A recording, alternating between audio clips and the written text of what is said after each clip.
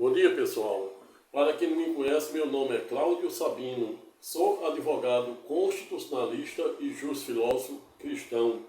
Hoje, notadamente, dia 10 de abril de 2024, meado de uma manhã de terça-feira, portanto, estou voltando aqui para compartilhar com os senhores e senhoras mais um vídeo, aula de forma gratuita, desde já dando as boas-vindas ao presente canal da Cidadania, canal 3D ou 3 Dimensões, a contínuo agradecendo aos novos inscritos e convidando os mesmos para convidar o maior número de pessoas também para ser parte integrante do presente canal da Cidadania, pois se cada um de vocês que já se inscreveram no presente canal, e agradeço do fundo do coração a todos,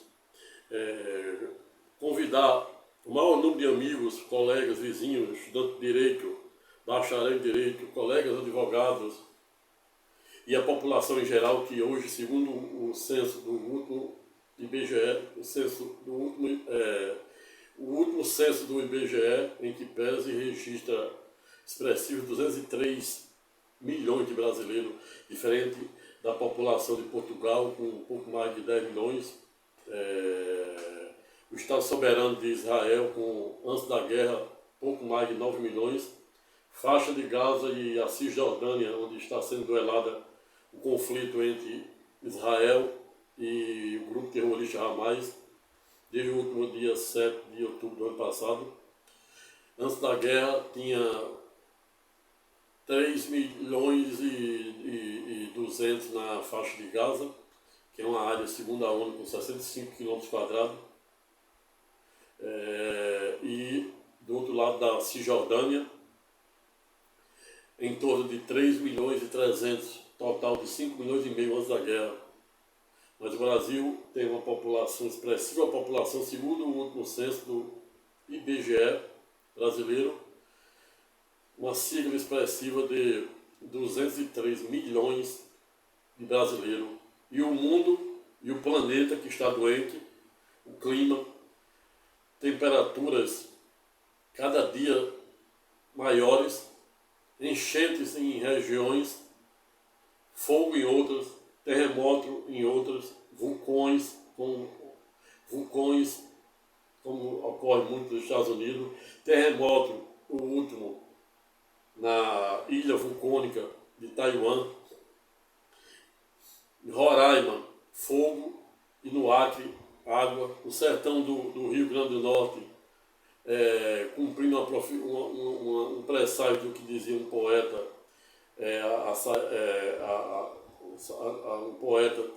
um poeta que a gente teve aqui, que era Patativa Patativa alguma coisa. Ele dizia que um dia o mar ia virar sertão, e por via reflexo o sertão iria virar mar. E a gente está vendo aí o açude de Gargarejo sangrando, com o seu véu de noivo completamente formado. Mas o fato é que o planeta está ipsilitis, doente. E dia a dia vem revelando as nocivas práticas humanas que ao longo da história não fizeram a menor cerimônia, tampouco hesitaram em poluir o meio ambiente por meio da bomba atômica de Hiroshima de 1945, que também está sendo aí premiado com o Oscar do filme Oppenheimer. A guerra da Ucrânia, quase 2 anos, a mais nova guerra entre o Estado soberano de Israel e o grupo terrorista Hamas e a vizinha Palestina, Rússia e Ucrânia, ameaças da China tentando reaver a ilha de Taiwan, do outro lado dos Estados Unidos defendendo a ilha de Taiwan, do outro lado a Coreia do Norte. O presidente do elencado país passa 24 horas destilando ódio e fabricando brinquedo atômico, qual seja as clássicas bombas atômicas, com a mesma tecnologia, utilizada hoje pelas usinas, clássicas usinas nucleares de fissão do átomo. Mas o fato é que a população mundial, com expressivo mais de 8 bilhões de pessoas, está pagando preço caro pela omissão, pelas reiteradas e manifestas omissões estatais dos mais diversos governos e estados soberanos do mundo.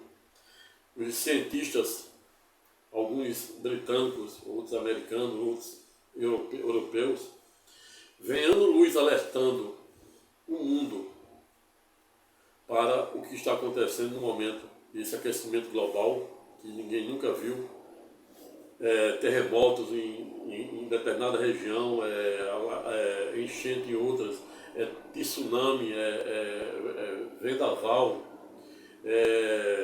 erupção vulcânicas, terremotos, enchentes, secas e queimadas em outras regiões, etc. Exatamente por conta da omissão dos mais diversos estados soberanos. Mas isso, em tese, não será o objeto do nosso estudo de hoje, apenas para contextualizar este nocivo e lamentável estado em que a natureza, em que o planeta está a passar, notadamente no clima. Hoje, estou voltando aqui para compartilhar mais um tema de forma gratuita com os senhores, acerca do que vem sendo muito discutido nas redes sociais, na imprensa escrita e falada, em relação à maneira pela qual o bilionário Elon Musk, que é CEO, o dono da Tesla, que é uma fábrica, é uma empresa que fabrica veículo elétrico, também fabrica bateria para os respectivos veículos elétricos. Elon Musk também é CEO, o dono da Neuralink, que fora criada ou instituída notadamente no ano de 2017, com o objetivo de desenvolver tecnologia na área da neurociência, com o objetivo ou com o escopo de promover uma espécie de interface entre o cérebro humano e a máquina, ou seja, notadamente voltado para as pessoas deficientes, com deficiências neurológicas, de doenças degenerativas, que não tem movimento no corpo, e por meio da implantação do primeiro chip que ele fizera há quase 30 dias, permite, ou em tese, né? Ele está em fase de teste, em tese permitirá, se for bem sucedido, humanos que não conseguem digitar um teclado, utilizar um smartphone e o computador por meio do cérebro e por meio desta interface, e esse suposto chip implantado no cérebro humano possa se digitar um teclado de um computador e até mesmo mandar mensagem para o mesmo. Isso é algo fantástico, se for bem sucedido. Mas Elon Musk, para além de ser o dono da Tesla, da Neuralink, conforme anúncio suscitado, também é dono da SpaceX, que é exatamente uma empresa norte-americana criada pelo mesmo para a construção de satélites de comunicação. Não à toa ele já instalou diversos satélites na órbita baixa da Terra e hoje fornece sinal de internet para banda 5G para o mundo inteiro, notadamente o Brasil. O que o fez que o mesmo viesse ao Brasil no governo anterior, ou seja, de Messias Bolsonaro, e para tentar fechar um contrato para fornecer internet 5G, eu acho que em que pese salvo melhor juízo, está fornecendo. Mas o que vem chamando a atenção no decorrer da presente semana é exatamente uma fala do respectivo e erudito empresário, no qual o tenho na minha mais alta conta, exatamente quando eu digo que o tenho na minha mais alta conta, não é porque eu sou amigo pessoal do mesmo, é em relação à meritocracia, à inteligência do mesmo, pois seus projetos são faraônicos, são transcendentais, e o que o empresário Elon Musk já fizeram até o presente momento, se ele se aposentasse, e segundo Cícero, um dos grandes oradores de Roma, em que pese ele já teria o condão de entrar e continuar a viver na memória dos vivos. É exatamente isso. E esta é a razão pela qual, no presente momento, não irei fazer nenhum discurso apofático, propositivo, que em tese venha, de alguma forma, fazer nenhum demérito às obras transcendentais do mesmo. Pois estas saltam aos olhos, inclusive o projeto audacioso do respectivo empresário de povoar Marte. E isso é algo que transcende no tempo. Mas o empresário Elon Musk, por meio da SpaceX, que é uma fábrica de construção de foguetes e de satélite também de comunicação,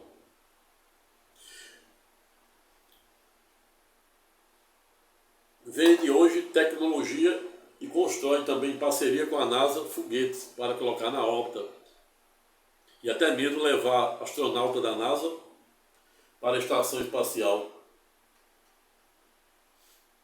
Vejo, portanto, que as obras do elencado empresário saltam aos olhos e contra fatos não há argumentos.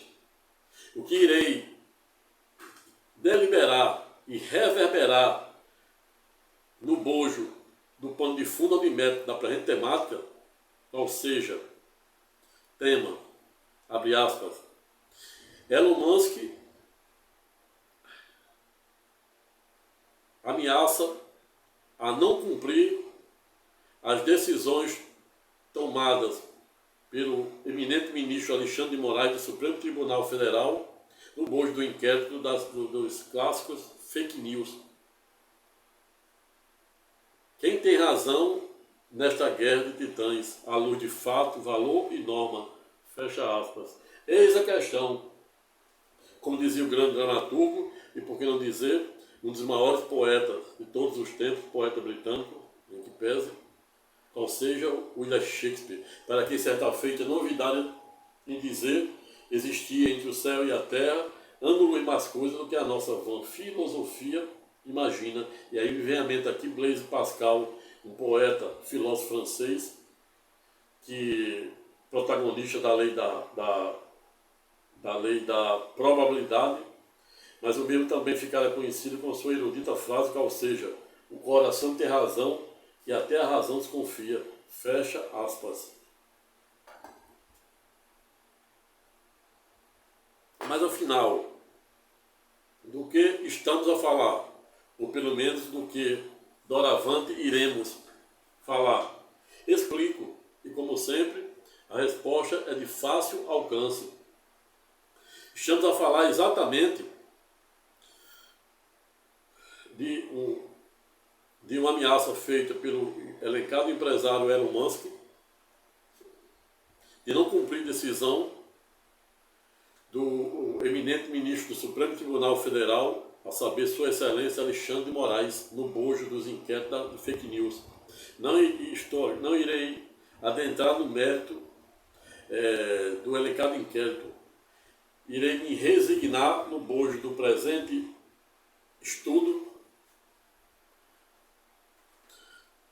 simplesmente no que aduz as questões de legitimidade, legalidade, as questões sobre a perspectiva do direito constitucional e do direito internacional público e privado. Exatamente sobre este viés, sobre estes postulados que irei doravante trazer luz e jogar luz de Santo Agostinho para o tema para tentar te ajudar de alguma forma a entender os contornos e alcance desta guerra de titãs que, desde o início da presente semana, vem sendo muito debatido nas redes sociais, notadamente no que aduz a pessoa de Elon Musk enfrentar diretamente o ministro do Supremo Tribunal Federal, a saber, Sua Excelência Alexandre de Moraes, em sede do inquérito das fake news.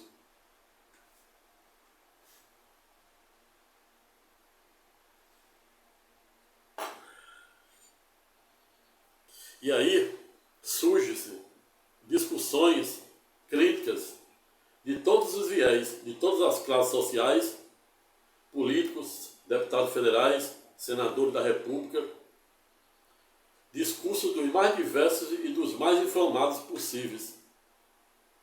A população leiga, sob o aspecto do direito, a população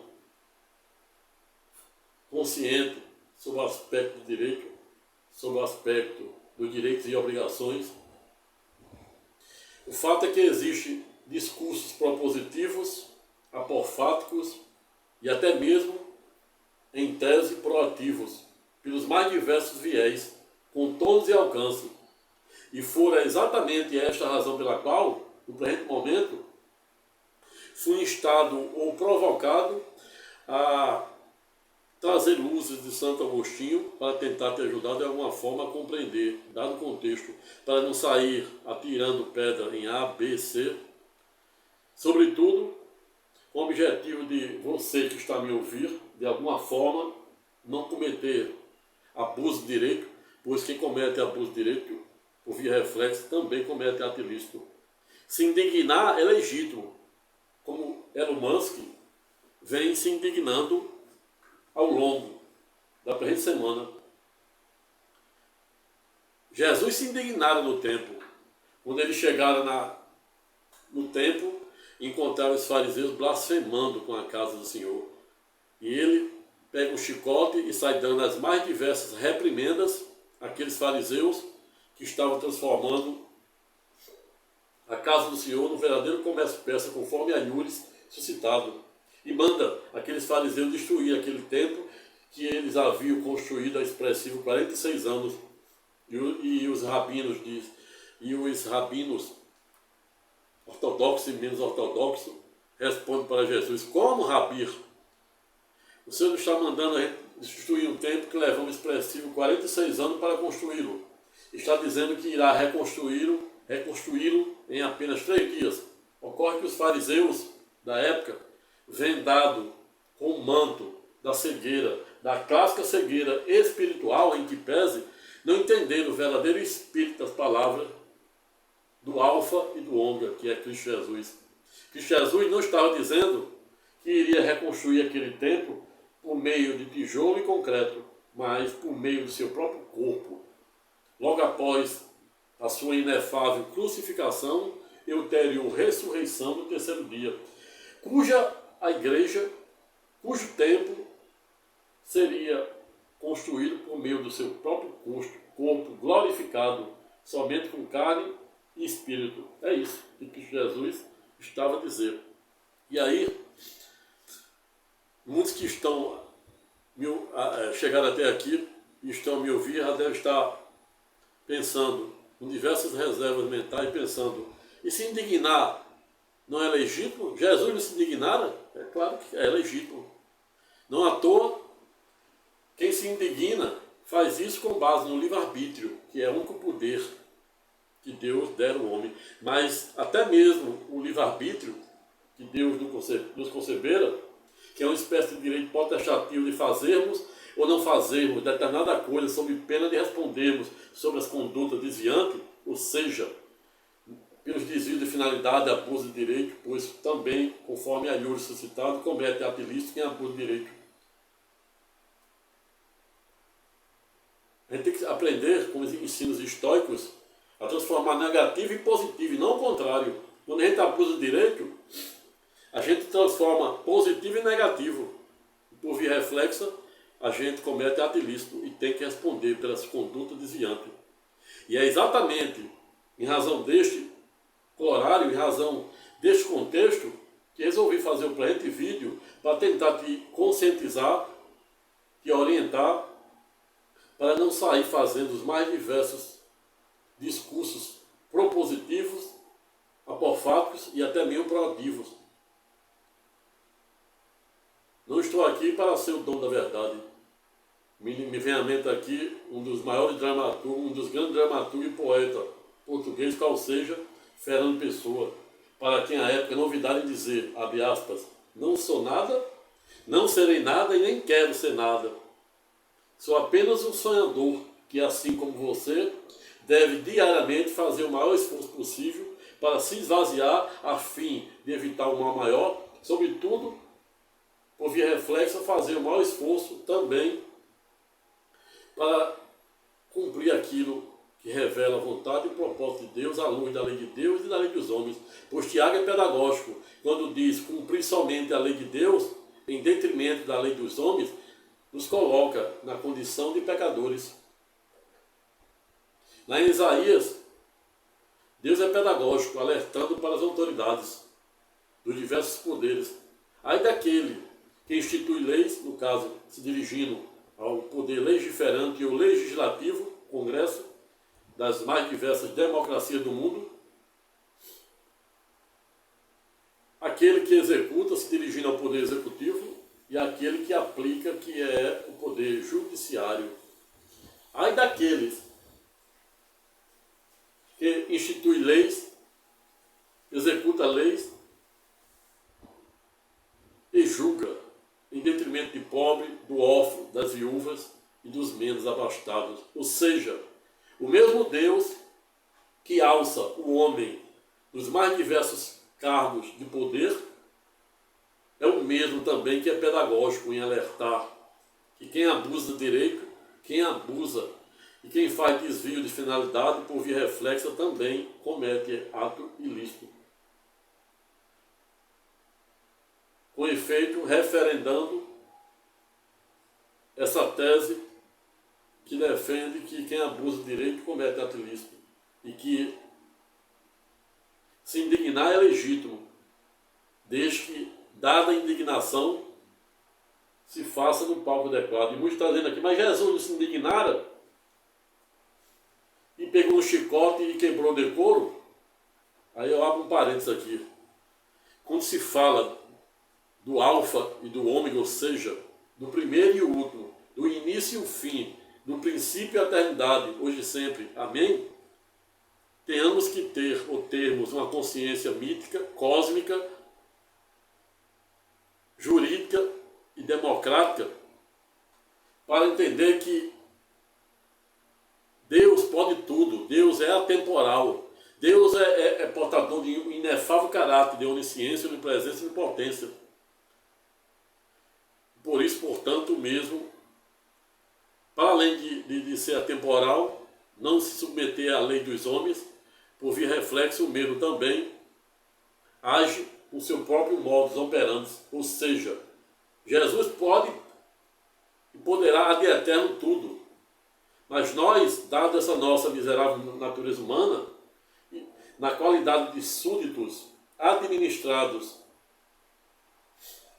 e jurisdicionados, em que pese, tenhamos que cumprir não somente a lei de Deus, mas também a lei dos homens.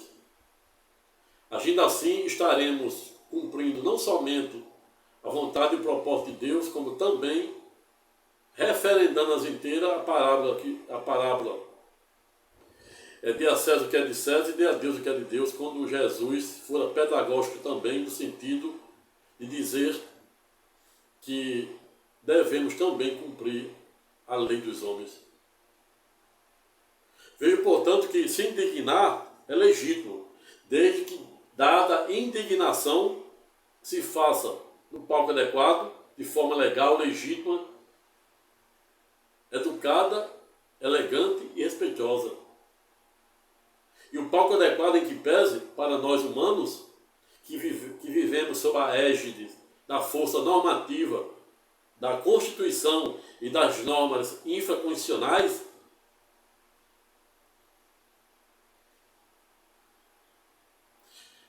cada um de nós submissão à mesma. E aí me vem à mente aqui um dos grandes protagonistas da filosofia do direito, qual seja um dos grandes contratualistas, a saber, Montesquieu, aquele que escreveu O Espírito das Leis. Montesquieu, certa feita, fora pedagógico, no sentido de dizer que quando fores a um país, não se preocupe em saber se as leis de lá são boas ou ruins, e sim se são cumpridas. Nós temos uma Constituição com 36 anos. A Constituição norte-americana tem data de 1776, ou seja, enquanto a nossa tem 36 anos, a última depois de 20 anos de regime militar. A nossa tem 36, a dos Estados Unidos, salvo engano, é 236 anos. 7 artigos e apenas 27 emendas. Nós temos a Constituição que começaram com 250 artigos, já deve ter 251 otorgado pela ADCT. Na ADCT, até a última atualização, tinha 114 artigos, e emendas já temos aí mais de 130.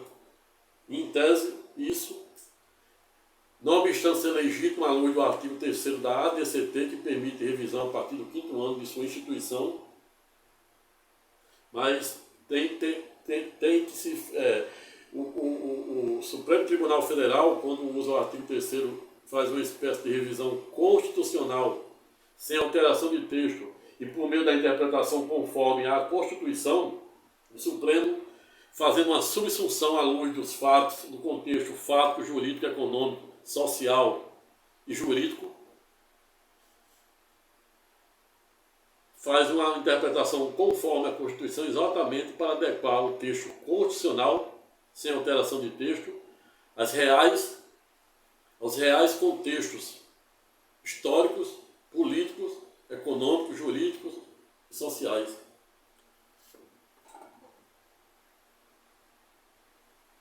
Mas Montesquieu foi pedagógico, quando disseram no passado que quando fores a um país, não se preocupe em saber se as leis lá são boas ou ruins, sim são cumpridas. A contínuo remontando essa ideia da submissão de nós, súditos, administrados e jurisdicionados, aos colorários da lei e da força normativa da Constituição. Kelsen, considerado um dos grandes protagonistas da teoria pura do direito, e também foi pedagógico no sentido de dizer, por meio da sua clássica e transcendental obra, a saber, a teoria pura do direito, foi pedagógico no sentido de dizer que o que importa é saber que a norma existe. Não importa se essa norma em tese seja boa ou ruim, se ela existe, ela tem que ser cumprida. Conrado Hesse, referendando essa tese, por meio da sua tese da força normativa da Constituição, vem referendar este pensamento de Hans Kelsen, desse positivista Hans Kelsen. E aí, apenas para você se situar no tempo histórico, no contexto histórico, lembro do governo de Hitler, que não obstante de um lado ser sanguinário e ter sido um dos grandes protagonistas do Holocausto, aquele evento lamentável, nocivo, deletério e odioso, que se estenderam até o final da Segunda Guerra Mundial, notadamente na fronteira da Alemanha com a antiga Cracóvia, que hoje é representado pela Polônia, ou seja, os clássicos centros de concentração de Auschwitz, onde existiam as câmaras de gás. Hitler não olvidaram, tampouco fizeram a menor cerimônia em dizimar mais de 6 milhões de semitas ou judeus. E há muitos que defendam, muitos teóricos, muitos filósofos, muitos constitucionalistas, que teriam argumento para defender Hitler naquele contexto que Kelsen, esse que a gente está falando, autor e protagonista da teoria pura do direito, que diz que o que importa é saber que a norma existe, Não importa se essa norma seja boa ou ruim. E esses que defendem essa tese dizem que sustentam que a medida em que Hitler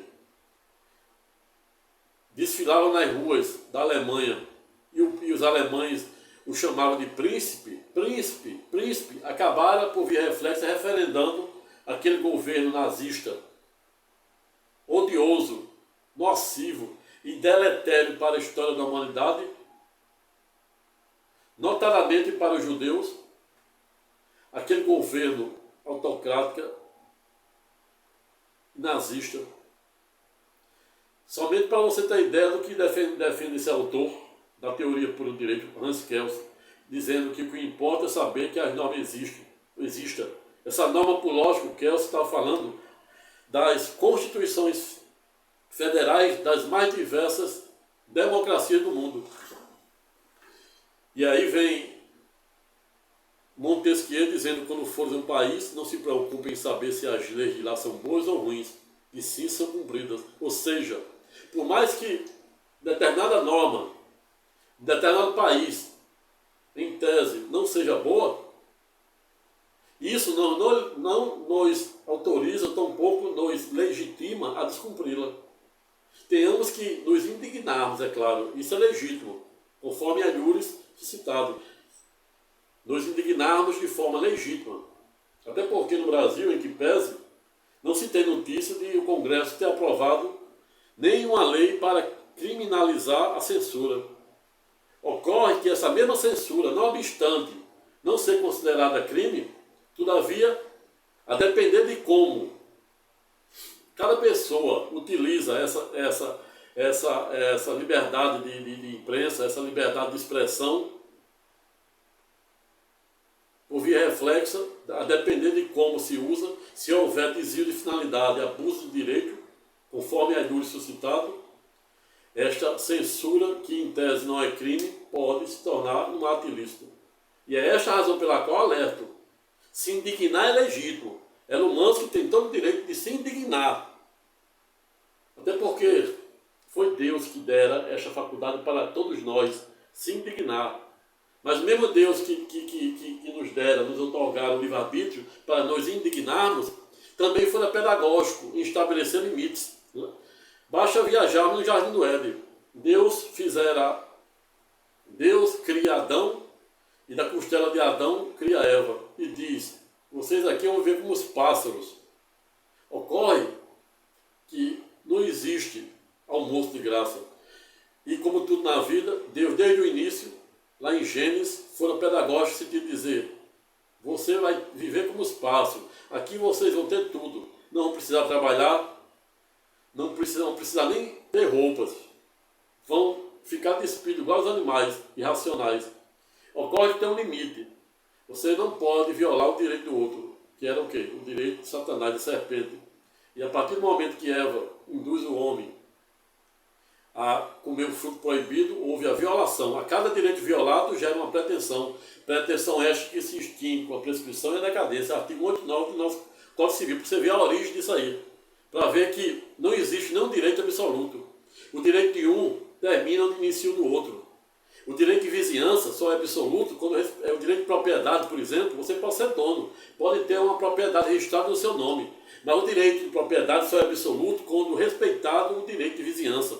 Quando respeitado as normas de condomínio, as normas de convivência, as normas éticas e morais. Isso vem lá do Êxodo, lá da época de Moisés.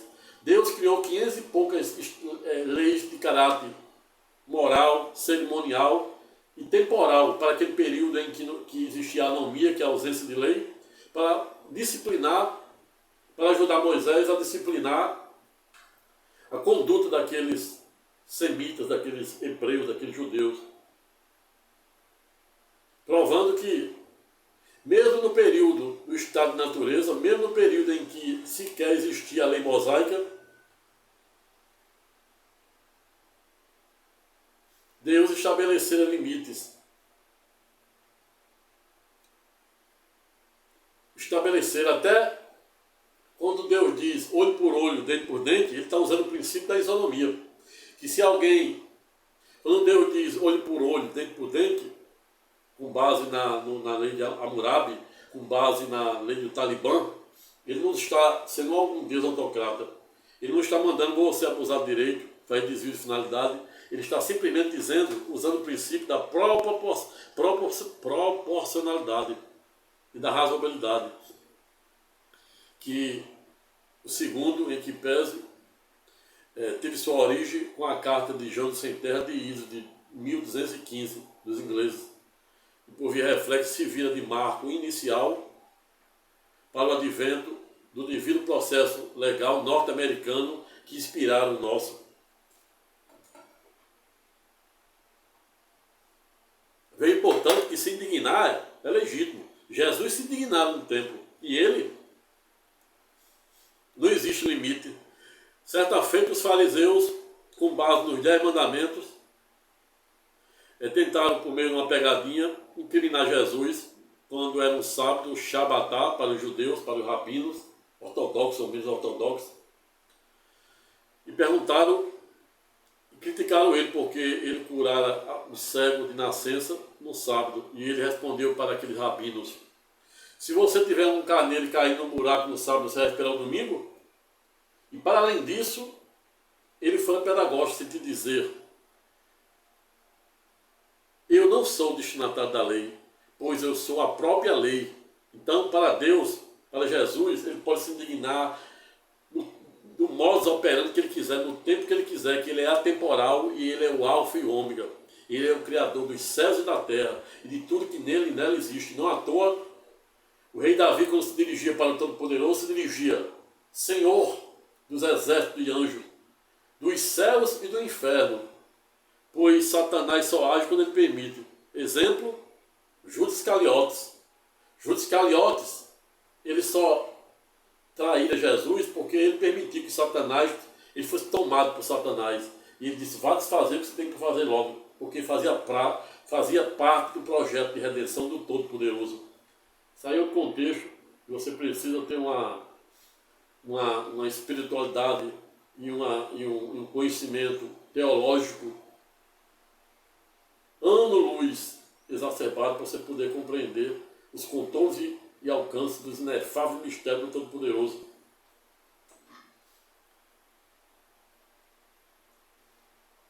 Veio, portanto, que se indignar é legítimo, desde que se faça de forma educada, respeitosa, elegante e num palco adequado. E o palco adequado para nós humanos, que vivemos sob a égide da força normativa da Constituição, como defendia Conrado Hesse, é exatamente cumprir. Ordem judicial, em que pese, não se descumpre, pois é crime de desobediência. E, para além disso, também pode prejudicar eventual colega advogado que descumpre. Eu, na qualidade de mais de 15 anos de advogado, nunca descumpri uma ordem judicial, tampouco permiti que nenhum de meus clientes a descumprisse, pois ordem judicial se cumpre. Se existe alguma teratologia, alguma omissão, alguma obscuridade, alguma injustiça, que se faça no pago adequado, que é o devido processo legal, que é procurar um competente advogado ético, probo, para tomar as medidas legais, constitucionais e legítimas, portanto, cabíveis.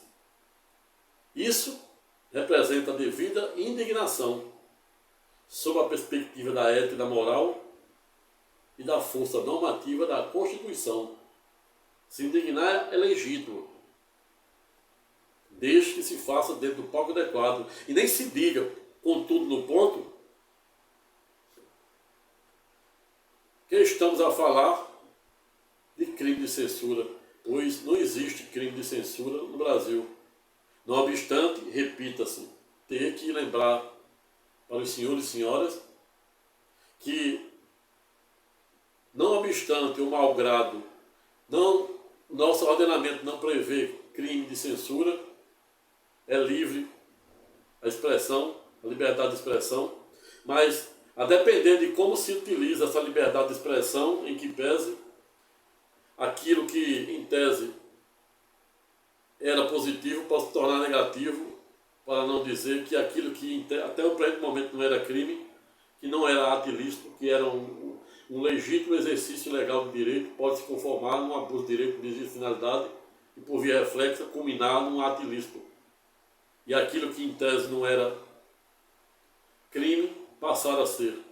E é exatamente esta a razão pela qual estou aqui, mais uma vez, duelando com o tino e o tirocínio da razão para tentar te ajudar a compreender e como lidar diante das adversidades da vida. Os históricos, notadamente da pessoa de Marco Aurélio e o filósofo Sêneca, ambos contemporâneos ao imperador Nero, Calígula, Paulo de Tarso, Jesus. Todos esses aí são contemporâneos dessa época de Jesus, de Paulo de Tarso. Escreveram mais de 50% do Novo Testamento com base na Nova e Eterna Aliança. Eles são pedagógicos por meio do estoicismo a nos ensinar que aquilo que não tem remédio, remediado está. E que o homem não deve se envolver com coisas extremistas. Jesus na cruz estava o quê? No meio. Um ladrão do lado e um do outro. Um se arrepende e o outro não. Na transfiguração, Jesus estava o quê? No meio. Do lado Moisés representando o quê? A lei mosaica e o êxodo. E do outro Elias representando os profetas. E os 3 anos e meio em que Deus dera poder para Elias abrir e fechar os céus para chover e não chover. Dera também poder ao mesmo para abrir o Rio Jordão. E também em que pese o profeta Elias, para além de pregar exclusivamente no deserto, pregava nu, sob o comando de Deus. Deus pode tudo, mas nós não. Nós humanos, não obstante sermos dotados de livre-arbítrio, todavia esse livre-arbítrio ele não é um direito absoluto, como nenhum outro direito é. Pois o direito de propriedade só é absoluto quando respeitado o direito de vizinhança. A cada direito violado gera uma pretensão. Pretensão esta que se extingue com a prescrição e a decadência. E é esta exatamente a razão pela qual devemos fazermos o maior esforço possível para termos uma consciência mítica, para saber o que é fato, o fake news, para saber o que é certo, o que é errado, para saber o que é ético, moral, o que é amoral, para saber o que reflete a vontade de Deus, a vontade dos homens. Somente a partir disso a partir deste momento é que iremos ter essa capacidade, essa consciência mítica, cósmica e democrática, para não sairmos atirando de todos os lados e abusando do direito. Pois quem abusa do direito, repita-se, comete ato ilícito.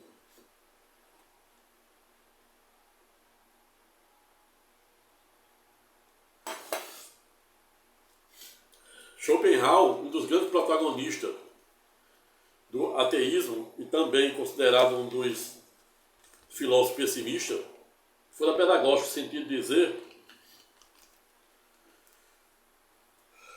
de estabelecer 3 ciclos da verdade, quais sejam. O primeiro ciclo, segundo Schopenhauer, da verdade, ela é, no primeiro momento, ridicularizada.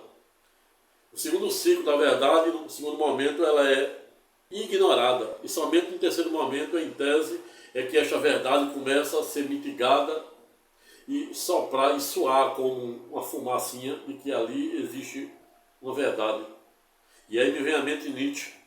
Nietzsche, certa feita, novidade em dizer que nada aprisiona mais do que as ideias. E eu acrescento os hábitos, os costumes, as culturas, o vício e a ignorância.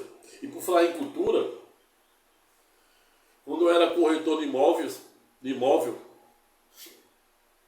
me deparei com diversas cenas onde pessoas vinham do sul, do norte, do leste, do oeste, e chegava no Nordeste, ficava criticando, vinha de São Paulo, às vezes fica criticando, vinha alguns da Argentina e criticava a cultura local.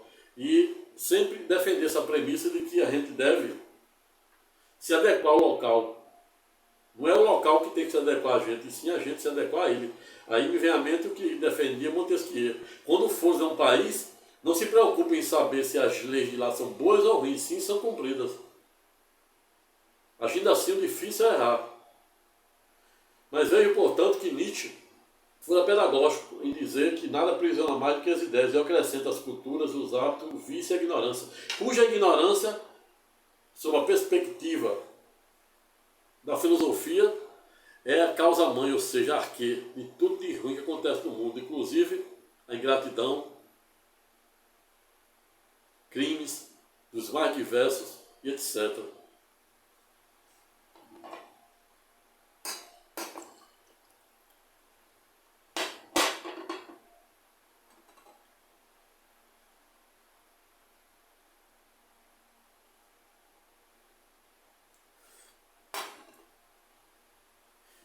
Com base nesse duelo de titãs entre o empresário Elon Musk com o ministro do Supremo Alexandre de Moraes, o Congresso Nacional, notadamente na pessoa do relator Orlando Silva, deputado federal, que é o relator do projeto de regulamentação das redes sociais,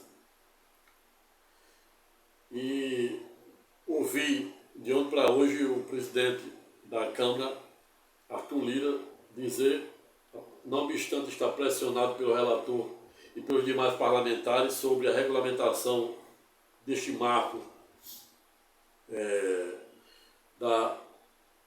das mídias digitais, das redes sociais, mas o fato é que o presidente Arthur Lira disse que não adianta pautar dado o projeto se ainda não pode contar com a maioria para aprová-lo.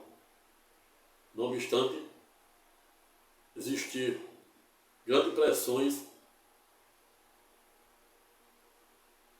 dos partidos opostos.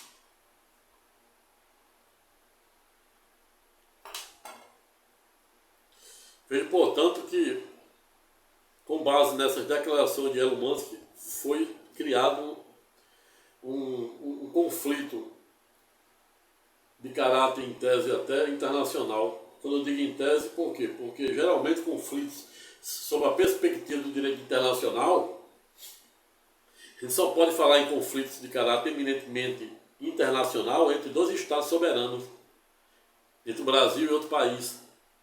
Mas o conflito, não obstante estarmos a falar de um estrangeiro, ou seja, o senhor da Tesla, da Neuralink, da SpaceX e até de uma empresa robótica de humanoide, todavia a gente não pode aqui, por exemplo, denotar como um conflito entre estados soberanos, pois aqui o que estamos a falar é de uma questão que envolve a justiça brasileira com um particular estrangeiro, a saber, o erudito empresário visionário Elon Musk, que vive aí num duelo de titãs. Uma hora está em primeiro lugar, o mais rico do mundo, outra hora perde para o francês, mas fica disputando aí entre ele e o francês, de várias grifes. Mas, sob a perspectiva do direito internacional, aqui não podemos comparar com um conflito entre dois estados, ou seja, os Estados Unidos, onde Elon Musk mora e é naturalizado, com o Brasil.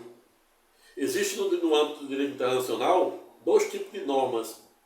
Normas tomadas pela ONU, pela Corte Internacional de Justiça, e elas são caracterizadas desde a Convenção de Viena de 1969, logo após a Segunda Guerra Mundial, como um verdadeiro código, como um verdadeiro estatuto. Essa Convenção de Viena é um verdadeiro estatuto, dando adjetivo e codificando todos os acordos e tratados internacionais. E lá existe, no bojo do mesmo, dois tipos de normas. Normas consideradas soft law, que são normas meramente declaratórias, não são imperativas, ou seja, não obriga um Estado soberano a cumprir uma norma de outro Estado, mas existem as normas de caráter eminentemente imperativos ou obrigatórios, que são as normas jus cogens. Que isso aqui, quando estamos a falar de Estado soberano, Estados Unidos, Brasil, Rússia, ou seja, um país ser obrigado a cumprir uma norma de outro, e isso somente obriga, mesmo se tratando de uma norma jus cogens, ou seja, de caráter imperativo, se houver ratificação por aquele Estado soberano. Aqui no Brasil existe toda uma dialética processual para tanto. Norma de direito que versa sobre direitos humanos tem que ter maioria absoluta. Normas que não versam sobre direitos humanos, a gente tem que ter, pode ser maioria simples.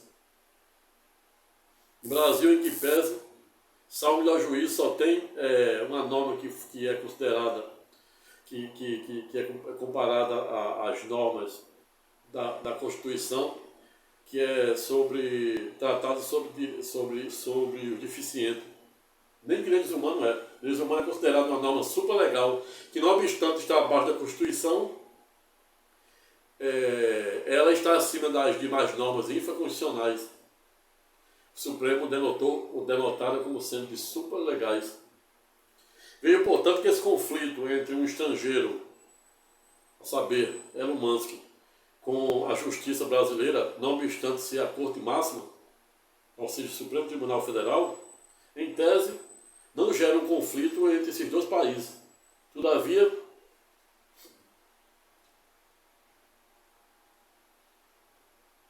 o não obstante tem que admitir no ponto que decisão judicial se cumpre. Se existe algo que uma das partes não concordaram, existe um palco adequado, que aqui no nosso processo, aqui na nossa justiça, na nossa ordem jurídica interna, é o devido processo legal e administrativo. Se a gente tiver no bojo de um processo administrativo, foi julgado improcedente, recorre com recurso administrativo, segunda, terceira instância, e, por via reflexa, quando estamos diante de processo judicial, o palco adequado também é o quê? Se indignar diante de um processo. É exatamente recorrer. Pela recorribilidade ordinária, que se dá até o segundo grau, e a depender do contexto, nas recorribilidade de superposição. Quando estamos a falar de competência originária do Supremo, não à toa, esses inquéritos aí da fake news vêm sendo processados lá. Então, dessas decisões do Supremo Tribunal Federal, não tem para recorrer, somente para Deus. A sorte é que aqui você tem um tribunal de Cristo.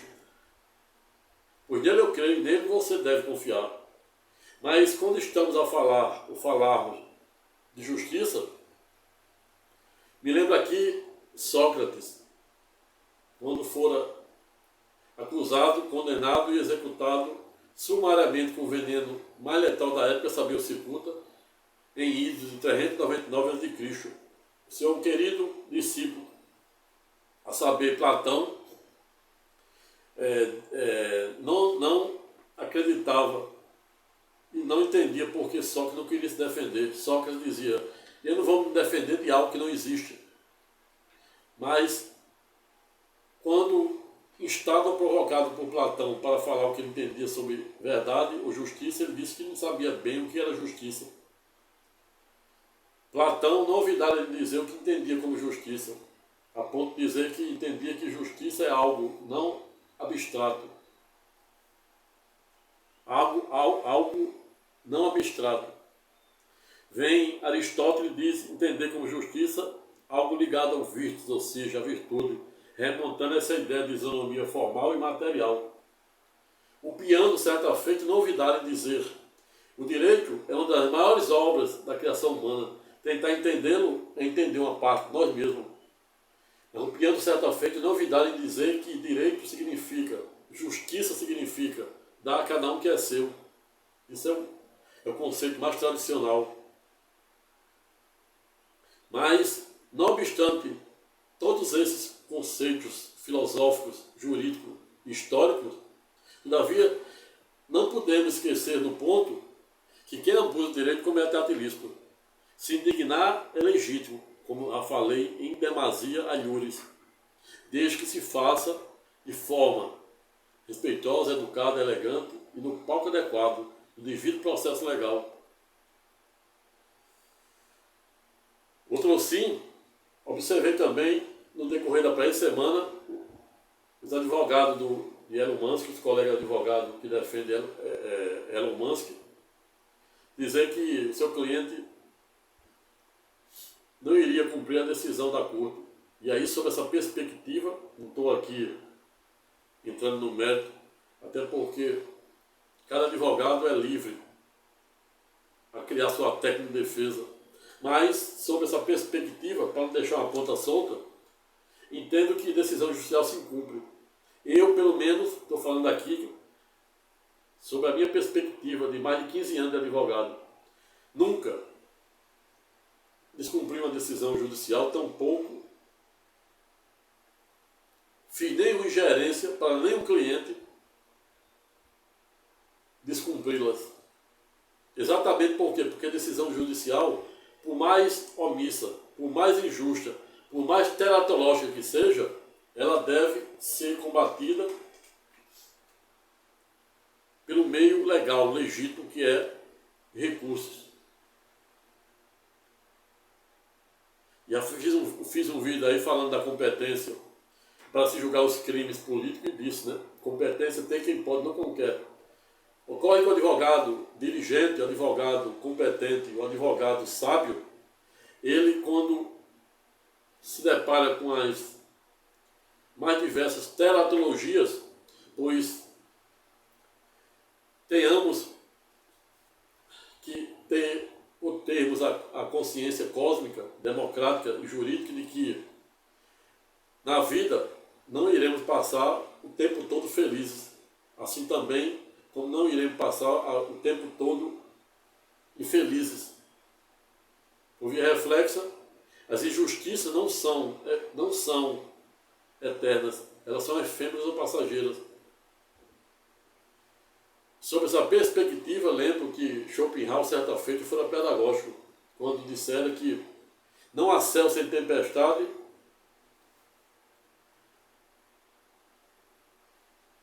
e até as estrelas precisam da escuridão para brilharem e se enaltecerem entre si.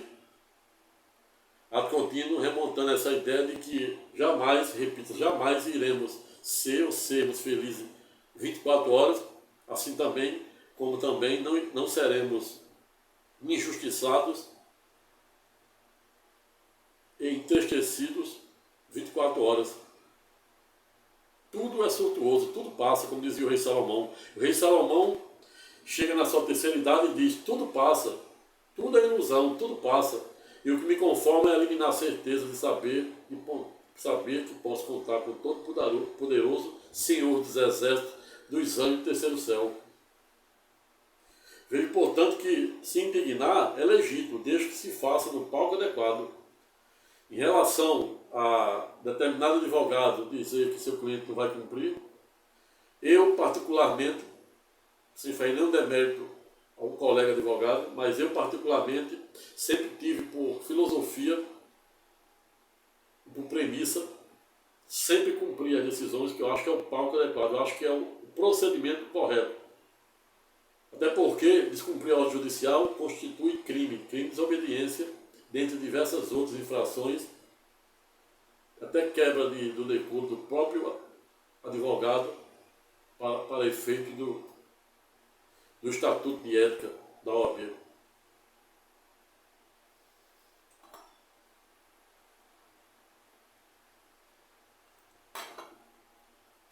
Vejo, portanto, que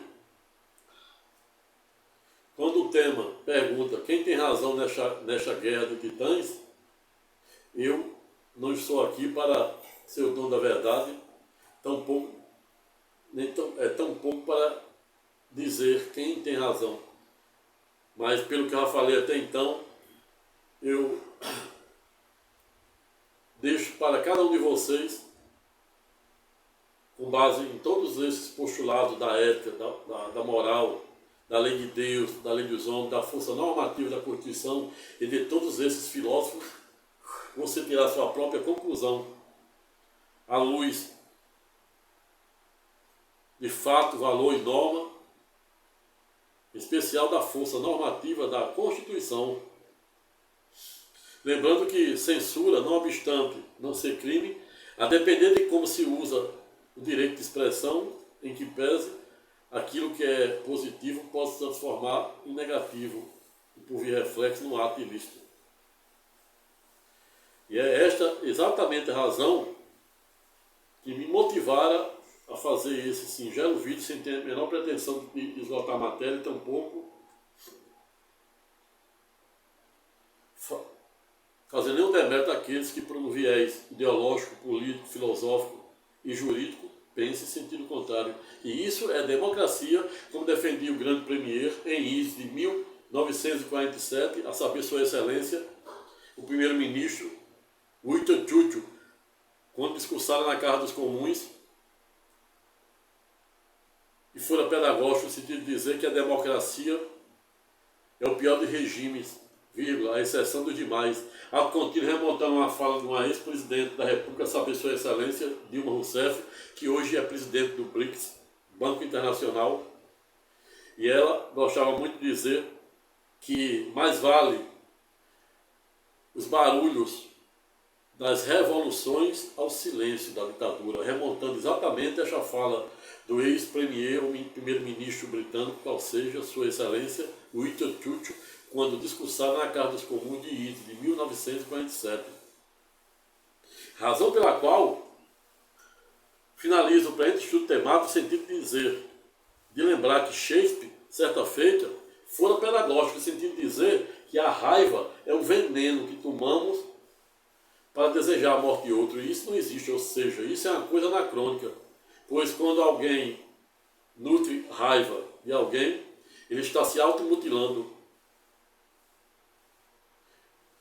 Ademais, também se faz extremamente necessário, no ponto, lembrar um grande ensinamento de um ex-imperador romano, qual seja um dos maiores de todos, Marco Aurélio de Roma, para quem, certa feita, fora pedagógico, no sentido de dizer, abre aspas, a melhor maneira de se vingar de nossos algozes, de nossos inimigos, é não agirmos igual a ele.